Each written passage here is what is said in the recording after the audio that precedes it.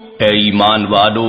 کسی بھی معاملے میں اللہ اور اس کے رسول صلی اللہ علیہ وآلہ وسلم سے آگے نہ بڑھا کرو، اور اللہ سے ڈرتے رہو کہ کہیں رسول صلی اللہ علیہ وآلہ وسلم کی بے ادبی نہ ہو جائے۔ بے شک اللہ سب کچھ سننے والا، خوب جاننے والا ہے۔ اے ایمان والو، تم اپنی آوازوں کو نبی مکرم صلی اللہ علیہ وآلہ وسلم کی آواز سے بلند مت کیا کرو، اور ان کے ساتھ اس طرح بلند آواز سے بات بھی نہ کیا کرو جیسے تم ایک دوسرے سے بلند آواز کے ساتھ کرتے ہو۔ ایسا نہ ہو کہ تمہارے سارے اعمال ہی ایمان سمیت غارت ہو جائیں اور تمہیں ایمان اور اعمال کے برباد ہو جانے کا شعور تک بھی نہ ہو۔